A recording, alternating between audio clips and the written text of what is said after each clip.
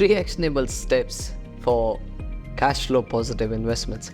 Cash flow positive investment is a myth, especially in suburban areas where the rates going up with 10% deposits isn't hardly any property that's cash flow positive. If we have to secure a good property, there are just 3 steps that you have to follow. Number 1, pick the right area. In order to get high cash flow investments, we sometimes compromise on the area and the people who are living in the area. That compromise should never be there. Number 2, looking at the right asset. Pick the right type of property. Do a minor renovation to enhance the value and the rental. For example, our clients have bought a 420k property, did a 12k reno and got a 560 a week in rent. Now that's, to me, is value. And number 3 is right property management team. People say, oh, I want to go with a cheaper property manager, but understand what's their working style, what sort of team they have behind them, what sort of rental they can achieve. As with any other profession, a good property manager can make or break the deal.